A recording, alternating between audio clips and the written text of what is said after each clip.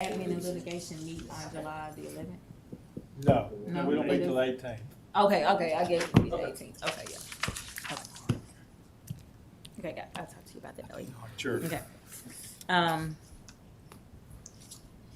The council public safety committee meeting will now come to order, and all of our members are here. Can I have an approval of the minutes? I'll make a motion to approve the minutes. Second, all in favor say aye. Aye. Okay, the minutes have been approved.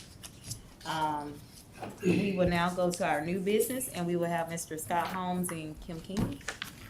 Good afternoon, committee. Afternoon, Mr. Scott. Chairwoman, I will give a brief overview of kind of where we came from and kind of where we are on this. You may recall back in January, we discussed some concerns that my office had, particularly with advising our police department as to some of the regulations under some of the concealed carry changes. This is the permitless carry that came out of the legislature, not this most recent session, but back in 22.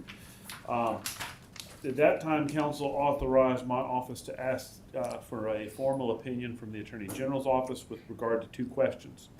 Those questions were that Act 2022-133 appeared to create a duty for a person carrying a pistol or other firearm on their person or in their vehicle to truthfully disclose the existence of that firearm to a law enforcement officer if asked by the officer.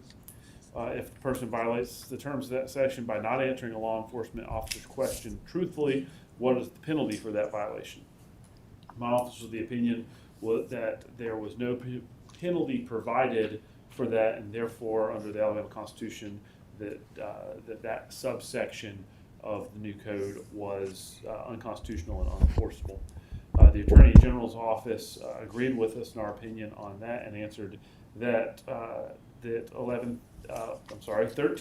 1195 of the Code of Alabama does not include a penalty, and accordingly, no penalty can be enforced for violating that section.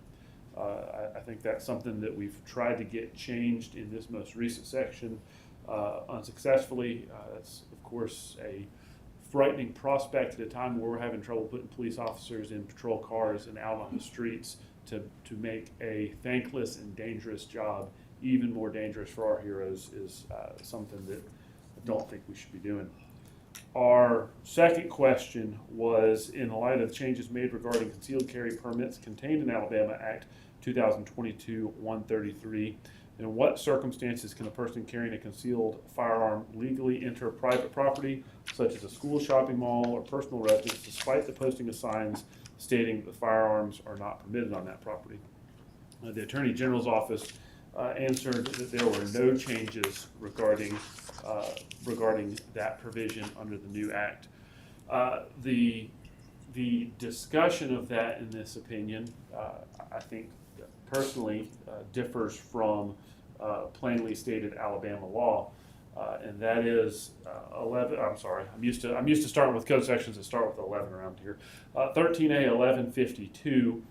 Says, except as otherwise provided in this article, no person shall carry a pistol about his or her person on private property not his own or under his control unless the person possesses a valid concealed weapon permit or the person has the consent of the owner or legal possessor. Under the plain writing of that code section, it would appear as though the posting of signs that would prohibit firearms on private property would not be enforceable against someone with a concealed carry permit. I'll remind you why this is important. Though the new act did away with the requirement to get a concealed carry permit to carry concealed, it did not do away with concealed carry permits. And so that is some people that may travel to other states that have reciprocity and want to have a concealed carry in that state would still get a concealed carry permit to be able to do that. So somebody just under the new act without a concealed carry permit may not be able to enter private property in non-compliance with those signs. Arguably, under Alabama law, somebody with a concealed carry permit could. This is something that I will again expect to be on the legislative agenda, and again, we'd hope to get some of these things changed just in in a way to look out for not only our public safety, but certainly for the safety of Chief Point Police men that are out on the street dealing with this. And I'm happy to answer any questions on this. I know it's been an exceptionally dry topic. So, This is just for discussion, correct? it's just for discussion. I just wanted to Just brief you on the another- answer. And I'll remind you something that we frequently say, especially when we disagree with the Attorney General's opinion. The Attorney General's opinion is just that. It is advisory. It is not law. So legally, if someone wants to carry a gun into City Hall, under what conditions can they do that, the general code? So City Hall is different.